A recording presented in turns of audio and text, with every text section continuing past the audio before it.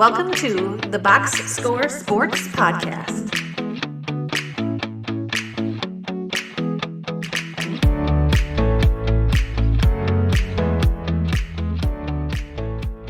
Okay, let's start with the Arizona Cardinals. So last year, the Arizona Cardinals finished 4-13.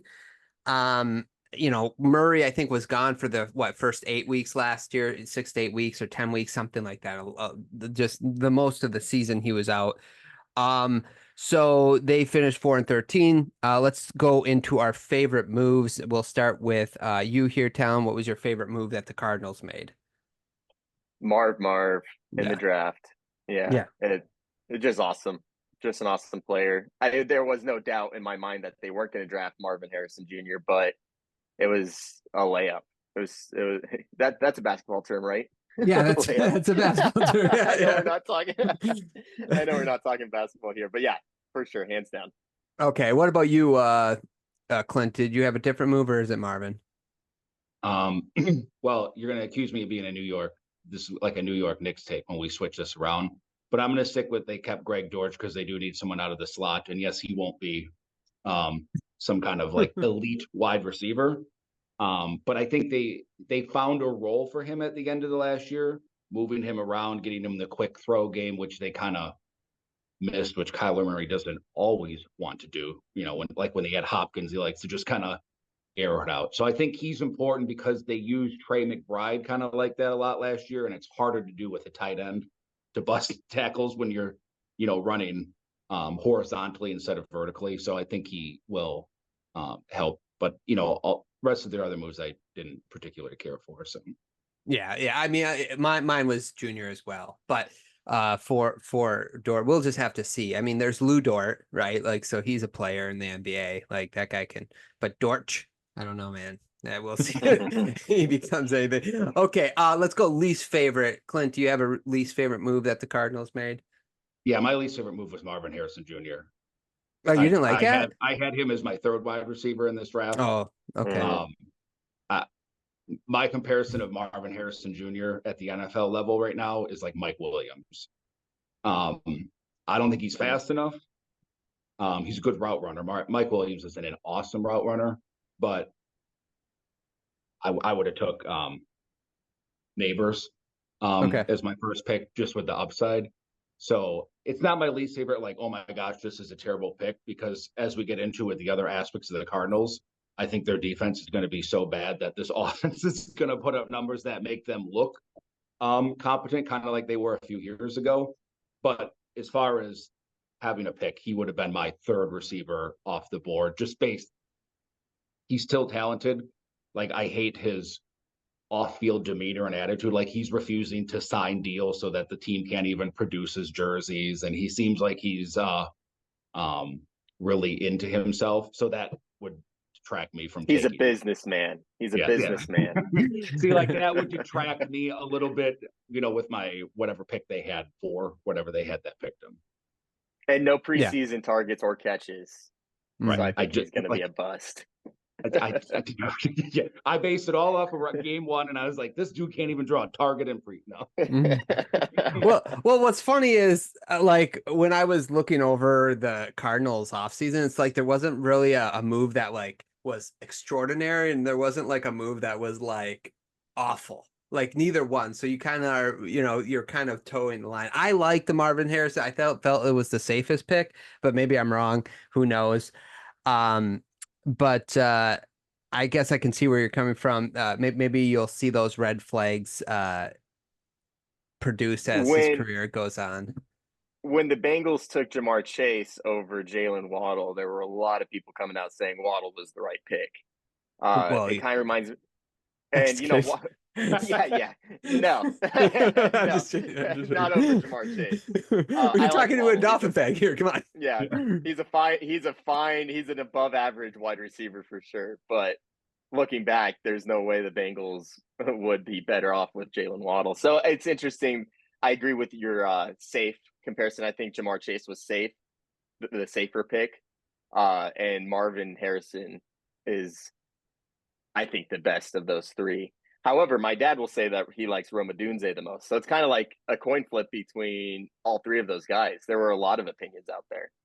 Yeah. Yeah. We'll just have to see how it plays out because it was the same with that draft, right? There was Jamar Chase, Devontae Smith, and Yes. Waddle, right? And Yep. now you kind of have the same three. So we'll see what happens with Harrison, but not, Clint, I can't have you on a pod without throwing some heaters out there. So thank you for that one. He's the Zion Williamson. No. No, no, you should say like DeAndre Ayton. That would be the one to go with. And the Ayton of the NFL. Talon, what was your least favorite move that the Cardinals made?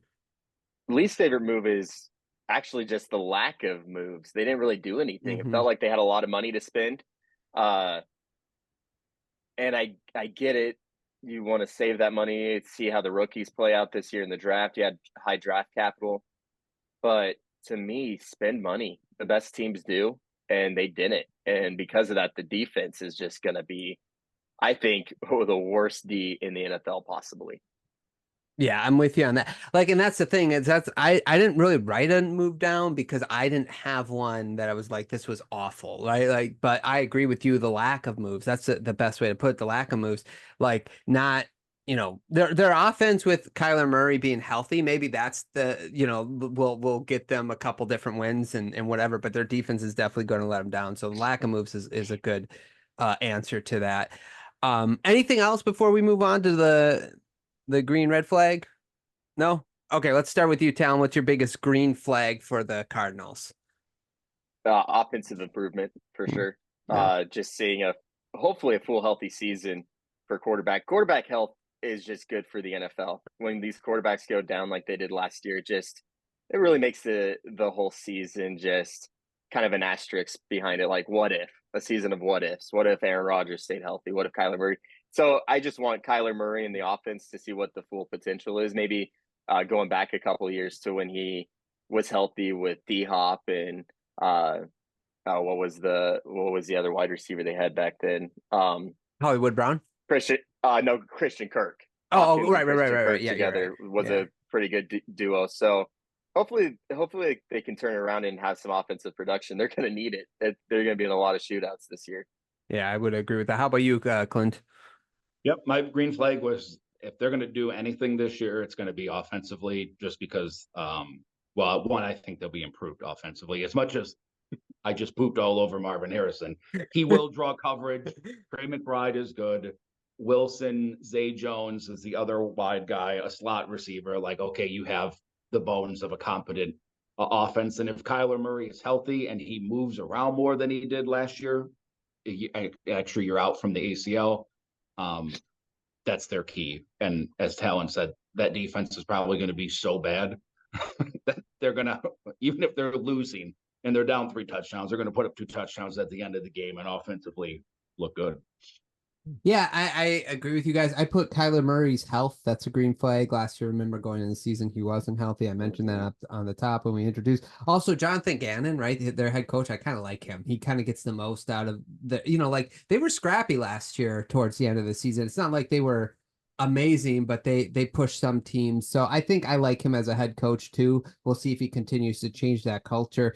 But it really goes into what's going to hinder this team is obviously the biggest red flag we have. Like I have, interested to see what you guys have, which is their defense. So, Clint, do you have anything other than their defense as the biggest red flag? I put bottom defense, and if I had other concern, it would be their offensive line. Mm-hmm. I was using Brandon Thorne's offensive line ranking, and the Cardinals came in 26.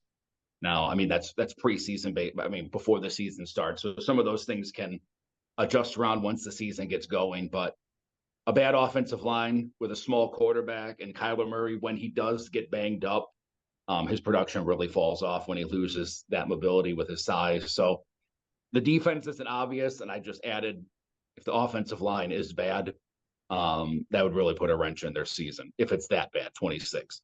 Yeah, agreed. You, Talon, anything other than defense and the line? No, No, let's talk about a contender next. No. Yeah. We'll talk. Yeah, we'll talk about. But before we do that, let's go fantasy go-to for the Cardinals. This is a question I added last year because of you, Talon. So, Talon, why don't you give us our fantasy go-to for the Cardinals? Yeah, he's been talked about. He may come in small, but in fantasy football this year, he is being drafted as like the 10th overall quarterback in the 6th round. Kyler Murray, with the rushing upside that he is capable of, that is a steal. All we hear about is Josh Allen and Jalen Hurts.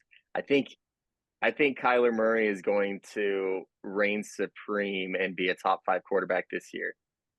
Okay, I like fantasy football. In fantasy football. Gotcha. Yeah. I gotcha. And like if the defense is as bad as what we think it's going to be, right? They're going to be putting up numbers. Yes. Yeah, Clinton, what about you? Because I think the Cardinals will be like close in a lot of these games, I went with James Conner. He slipped into like the 20s ranking, and he's an injury risk. But I think as long as the Cardinals are competitive, and I don't think they're just going to tank the season out and just rest all these guys, because he played down the stretch last year, that I think his touchdown upside is high enough that he's, we've all had probably James Conner, and you're like, oh, cool, he hurt his shoulder, he hurt his leg, and he's out for a month. So that's always there. But I think they're not going to rush. I think it's Trey Benson. I can't remember his first name. It's Benson. I don't think he hasn't impressed to put the rookie. Yeah, I don't think they're going to rush to put a impressed. rookie in. So. Yeah, I was with you on James Conner because he had over 1,000 yards last year and 7 touchdowns. I feel like they'll run him like you mentioned and get him some touchdowns like a late one if you're desperate for a running back. You don't have to spend too high on him. He's a good flyer as well. I agree with you too, Talon. Kyler Murray is a good pickup. So yeah, but those are our fantasy advice. So take it for what you want.